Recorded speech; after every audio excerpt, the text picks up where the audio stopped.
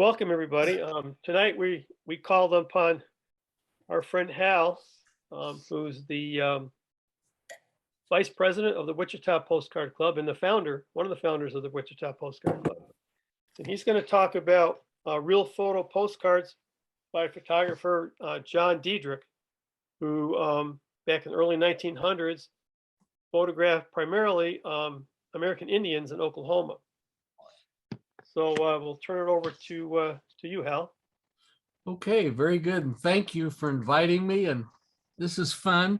I wanted to say that what we have done in creating a illustrated checklist of all of these postcards is that this was a club project.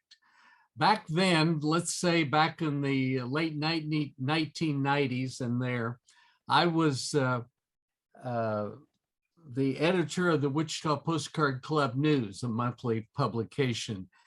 And I started talking about some Indian cards, and then I started talking about some Oklahoma views too. And they had kind of a sameness to them in that they were quality views for the most part. They were good images and different. And you know how most postcards have a very printed title along the bottom of the card, actually printed. Well, these were different in that they had kind of the handwriting, either printed or in cursive, both. But that was one of the things that led us to start thinking about and to start looking for these cards. And one thing before I go further is that we were lucky to have a club member and his wife lived in Enid, Oklahoma, and they remembered and they had a contact with the original Dedrick family in Oklahoma. And they were very staunch and firm about our name is pronounced Dedrick, D-E-A-D, and then Rick. So it's not Dedrick, and there's no other flair to it according to the family. So that's kind of fun to know that and to have found somebody that knew of the family. Now that man and his wife have both passed away 20 or 25 years ago. And so we were lucky to do and get this started, early on. Started screen share. There we go. That's my title. Doesn't that look sharp?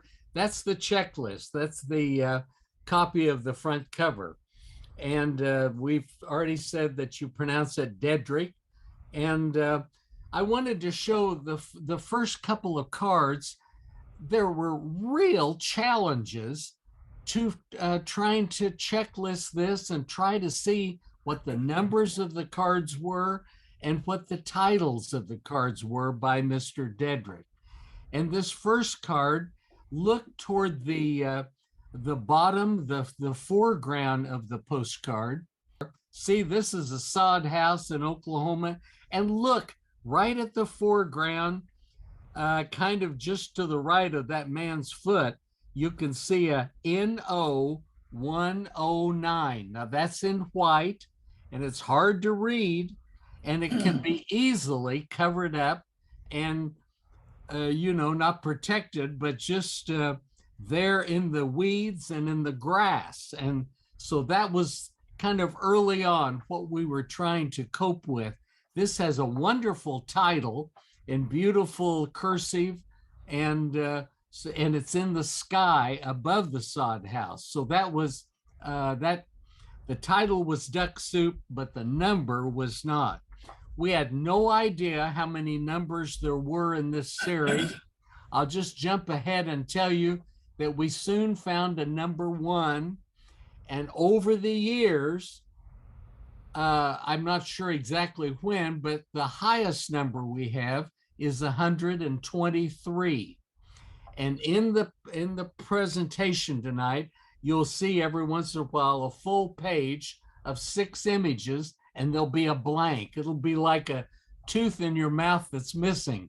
Well, that is a number that we're still looking for. And I think out of the 123 images, we're lacking less than 10, maybe 6 or 7. So if you see any, if you have any of these Dedrick cards, it would be great to check them against what we have and to see, you know, somebody's going to have those missing numbers eventually. But this shows you one of our problems. And in the next card, you're going to see this apple tree. And when you see, go to the bottom right of this, you're going to see it says, apples, by the fruit ye shall know Oklahoma. Almost biblical. And this is number 30. And you can see it's signed by Dedrick. He was concerned, I think, with copyright. He was concerned with being copied and not having benefit from his labors. And one of the things that his son told us years later, that I'll talk about a bit later, was that he received almost no help from other photographers. They were kind of nose in the air or snooty and pretended like it was a trade secret, anything having to do with photography. So Mr. Dedrick was self-taught. There were articles in the press, and so people learned, taught themselves, you know, trial and error, that sort of thing. And that's what Mr. Dedrick had to do. But you can see the word apples over here on the left. That's partially covered by some of the tree. So it was a bit tricky. Now, those are my two examples of some that are more a problem than not. But this is the third card, and this is one of Custer's dispatch barriers and squaw. And down there in the foreground again, in all of the grass, is where that was titled. And then it says Dedrick, and it says number 31. You can see how difficult it is. I mean, we would use magnifying glasses and so forth to talk about. And all of this, what we were doing, by the way, was before computers. So we didn't have email to have this instant communication with people all over the country. It was all snail mail, and I just wrote letters hand over fist. I'd have a stack almost every day. I learned early on as a kid that in order to get mail, you have to send mail. And so I've always been a mail person, and the email is a delight of my life, and so was the snail mail back then. But this shows the title and everything on this card, and one of a nice card. It's great that he mentions Custer, because this is kind of one of those cards out of the whole series that might have, you know, if they were, say, in an auction, card by card, this being somebody from Custer's a dispatch bearer during all of that pre-battle time period and so forth. This would probably be one of the more valuable ones to a Custer enthusiast and a scholar, perhaps. But look at the detail, the beadwork, the feather work, everything that the man and the woman are wearing. He has looks like a pipe in his hand, and kind of wrist cuffs and everything up there to hold the shirt up a little bit higher. But good faces, this is the real thing. And also, you think about these kinds of cards in 1908, the state. Oklahoma didn't become the state until 1907. So until then, this part of Oklahoma was what they called Oklahoma Territory.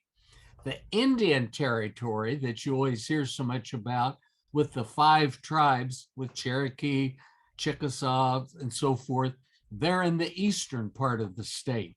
But this was the West, far less populated, some rivers, a lot of it a grazing land that then became farmland and so forth. But as we go through all these cards, just look at the wonderful detail and expressions on everyone's face, whether they're Native Americans or whether who they are.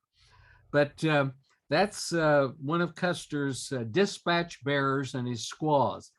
The next card is it's a dreamboat in that the title and the number, everything, the date is on the side. It's written on the side of kind of this teepee as far as the negative is concerned. And this is Magpie, a Cheyenne Indian family, copyrighted in 1908, Dedrick #7. And again, look at these, I don't want to say costumes, it's dress. It's what they were, it's kind of their Sunday best, or their with extra beadwork, or the necklace there on the seated individual. And it's just striking, and it's just wonderful. You can see that this is an encampment of other teepees. And in the old days, those teepees might have been made of buffalo hide and stitched together. This is probably more canvas, but it's just terrific detail. And again, these numbers with Dedrick's name. The next card, and you can see over here on the left, both of these, just look at, that's the page from this checklist, and that number 18 down in the lower right, that's our missing card. We don't know what it is. Over on the left of this page, we have this card that we're showing called Crescent School 1901, number 14. And Crescent School is probably from Crescent, Oklahoma, also in the in Western Oklahoma. And you can see that that is basically a log cabin with a turf roof of some sort, dirt or sod, and not so much growing plants on that one, but certainly dirt, and would have given some I can't think of the word, insulation from the cold and wet and everything outside, but all caulked in there with, what have you, as far as what was available in Western Oklahoma. In the lower left corner, the Indian school at Cantonment, Oklahoma. Now that was primarily a Cheyenne school in the early days. It's no longer there, but it's a 2 or 3 story building, really. And most of these were Indian children that went to that school. And I think it was primarily male.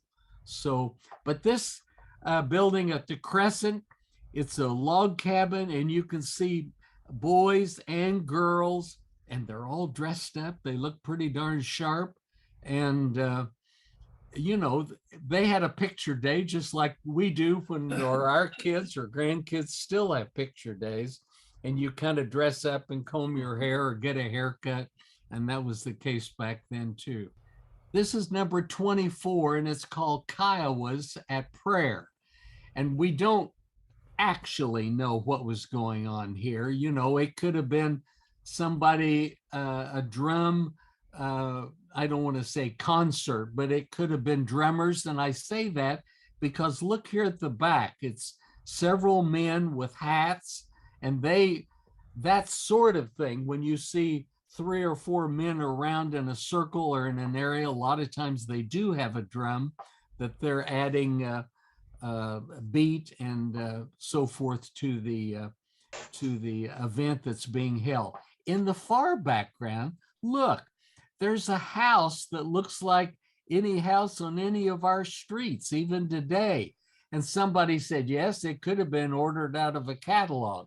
And did you know that you could buy a house from Montgomery Ward, and I think also Sears and probably many others?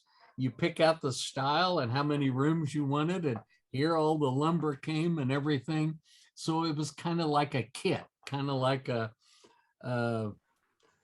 oh, that Swedish, the IKEA, but you could do the whole house. Looks like over here on the left, there's probably a dog running, and there may be some dogs on back there. But this, again, we're lucky to have the title and the number and everything up there in the sky just above the canvas tents. This is the Oklahoma dugout. This is one of my favorites. Number 34. Just look at this. It's hard to know that it appears to be a father and mother here in the doorway of the dugout, or maybe that's a brother and his wife. Maybe it's grandparents. We're not sure. But then another couple just to the left with 3 little kids, and everyone just dressed fit to kill. And they're sitting down there by the door of the dugout. And this might be something that we might have even in today's Kansas or Oklahoma to protect us from tornadoes. Usually they're not quite that high off the ground. But look, take a look at the buggy in the background. They have 2 horses. And if you look right in the center, just to the right and down from the number 34, you'll see a padded and tufted, it looks like upholstery from maybe a backing to a wagon, or maybe that's another buggy back there. But what we're seeing here are possessions, everything that they cherished and liked and owned and everything. They have a house, they have their buggy, they have horses, and go look at that over here on the right side. That's probably a Hereford cow.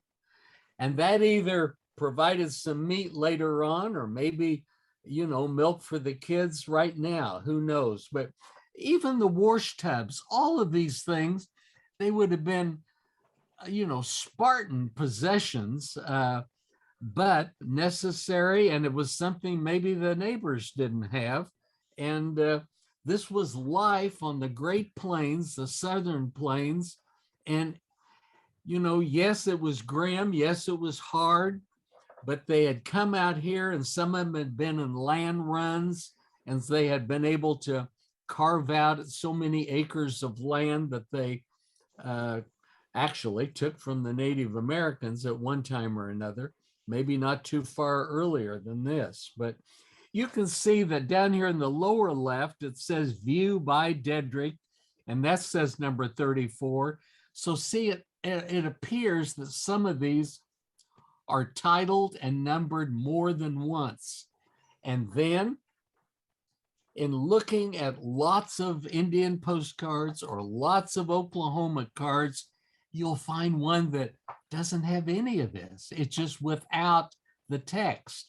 And so what we have probably, we don't know, Mr. Dedrick is long gone, and his wife, but they were printing these images and views and so forth for sale. And if they didn't get the right slip in there to number and so forth, maybe they had a similar view or the same thing without the title. So you find variances. And if you're a stamp collector, the Scott catalog or the coin catalog, they always list if it's imperfect or if it's a different color or something. Well, you could do the same thing kind of in collecting postcards too. But I think this is just a great card to show all the almost stoic expressions on their faces. You don't see the big smiles and say cheese and all of that. I guess that came later, but neat card with even the cow. This is the Lucille Mulhall, and she's at the 101 Ranch. I don't know how many of you are familiar with the 101 Ranch, but that was in north central Oklahoma and in a little town near Bliss, Bliss. And you can see from the enormous crowd in the background, they had hundreds of people there that day. And what they were looking at was a Wild West show. And they had Indians, they had cowboys, they had steers, and they were roping and lassoing, and they had buffalo. They even brought Geronimo here to the 101 ranch at least once, maybe twice, from being incarcerated in Fort Lawton, down in Lawton, Oklahoma, or Fort Sill, I guess it's called, Fort Sill at Lawton, Oklahoma. So they brought him up. You know, he was somebody that had been a scary Indian at one time, but now he was kind of docile, and he was older, and he wasn't threatening anymore. And he signed autographs, and he sold postcards of himself and would sign it on the front or the back. Lucky people that bought and kept those. But Lucille Mulhall, her family, and maybe Lucille herself, are who the town of Mulhall is named for today, Mullhall. It's just to the east of Highway 35 that you're driving from Wichita on down to Oklahoma City. You see it on a little roadway going off. But it's a great clear view, you know, women riding. Look at her face and facial expressions and good, clear, crisp image. This is great. Over here on the left, you see probably a cowboy in one of those furry chaps that they wore to protect their legs from the cactus and the sticks and brush and everything that they might have been leading their horse through. Now that's a series of 7 cards on the left on that page of the checklist. And you can see we have them all from 39 to 45. So that's pretty darn neat. And we're happy for when you get a full page. Now this is the old and the new way of crossing the river at Taloga, Oklahoma. Taloga is the town where the Dedricks lived during this time period. Later, they moved to Weimar, Texas. But anyway, this is the Canadian River. And take out a map sometime and just look at the Canadian and how it meanders through Oklahoma and is part of neighboring states as well. That's a lot of water. It may not be horribly deep because you can see the horses and the wagons pulling that wagon across the river before the bridge was built. And certainly it's a before and after view. But again, even this is good quality photography as far as image. You could blow that up, and it appears to me to be this top view that probably that bridge was made of steel. And it's just hard to imagine, but you can think about how important a bridge was to a town or a community or a farm group of people on both sides of the river, getting across, getting more supplies, taking crops to market and so forth. It was a big deal having a bridge. This is the Oklahoma farmer. This is number 77, a man and wife and his dog. And what is that? That man appears to have sunglasses on. And I think he has beard. Look, is that the founder of ZZ Top Band?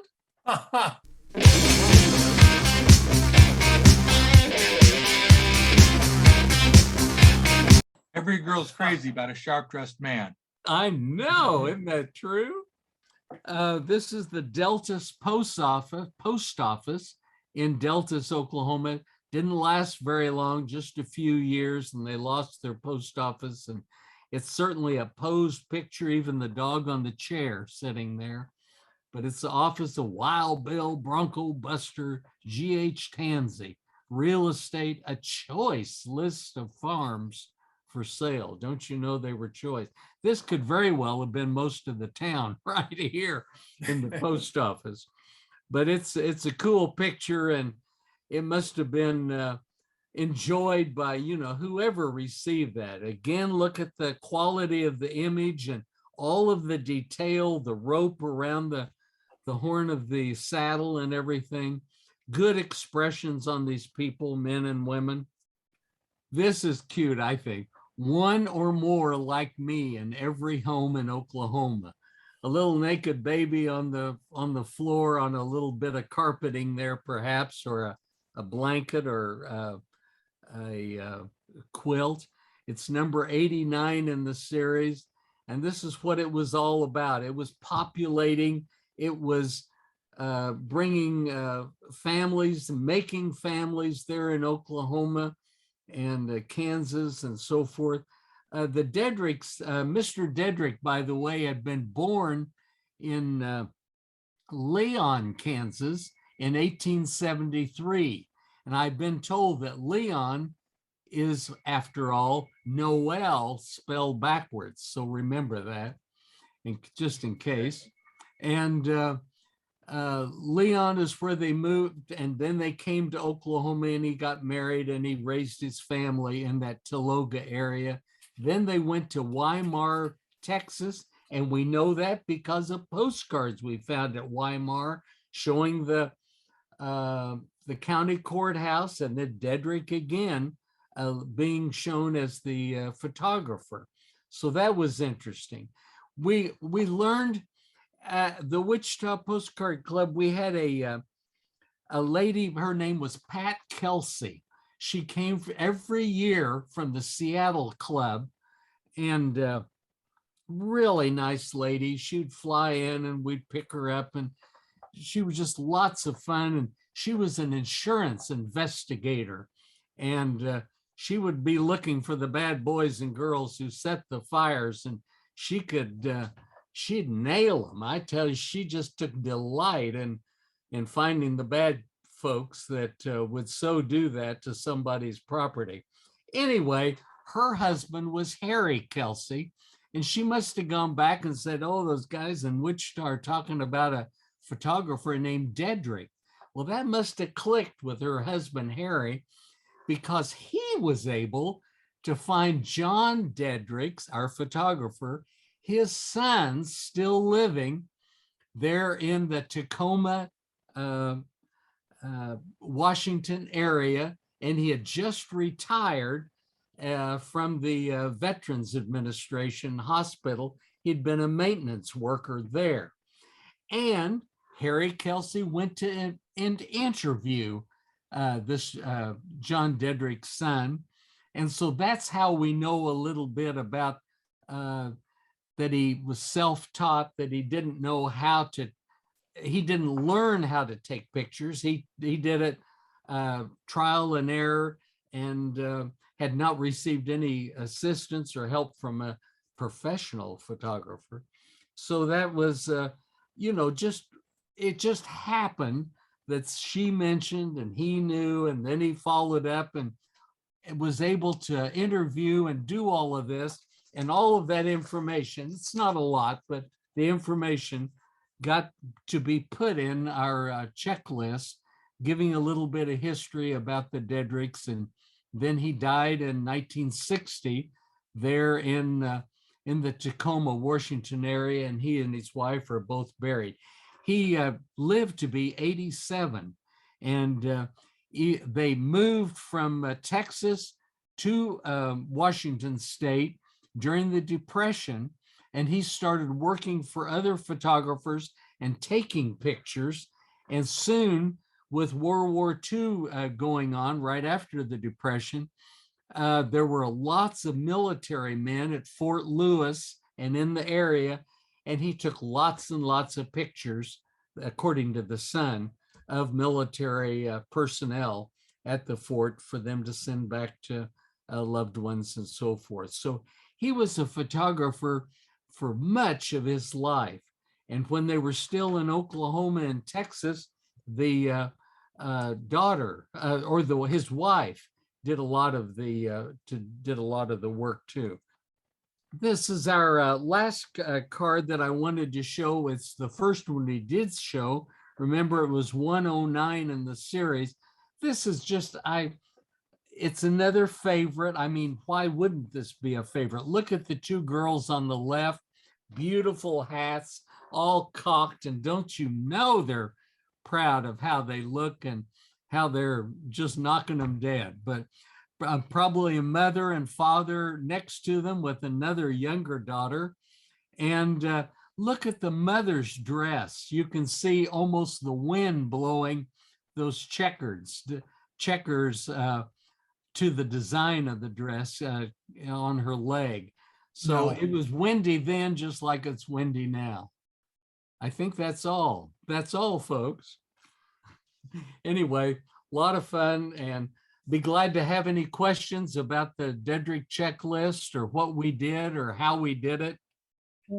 Hal, I'm wondering, were most of the postcards written and sent, or a combination of those that were not? Both. I don't, I think probably most had maybe been either kept or sent to somebody in an envelope, like we do. So, but some of them were certainly postally used and from right there in Oklahoma. Again, sending them back to other people, the families that, can you imagine going out to Oklahoma in a wagon and doing a run and having a wife and all of a sudden there's 2 or 3 kids, and you'd want to capture that and to send that, this is what we're doing and this is how we're getting along and this is our house, whether it's a dugout or a log cabin. It must have been so cool to have sent and to have received pictures like that. You would have been excited. Oh, Hal, this is Rick. I Yes. just want to say, first of all, it's a wonderful talk, and those photographs are stunning, absolutely stunning. They are fun. And Yeah, thank you. that sod house, I have never seen such a fine photograph of a sod house to see how it's built. Yeah. But the women, the young women and the mother in that photograph really come across as the strongest people in the family. Oh, Yeah. Their personalities just bounce out at you. Right, And right. it's not so many photographs you see where you don't see excuse me there. These things happen. You don't see personalities in people. You just see these sort of blank looks. Yeah. But the photographs are just incredible. Well, thank you. That's what drew us to us. That's what drew us to Dedrick and his work. And not everyone is wonderful, but I showed you some of the better ones and favorites of mine. But I think it's amazing that he developed this series, and I don't think he did it for very many years and numbered them. And, we would love to know how things like these were sold. If he went to a fair and put them out on a table, and were they a nickel a piece, or maybe I think a dime would have been way too much. But it just you do see real photo. There's some great collections, as you all are aware, of photographers doing photography on postcards, and they would set up these little stalls, so to speak, at a fair or an event, and have your picture taken, or sit in a paper moon, that picture, all of those kinds of things. So it's fun. Hi, Kyle.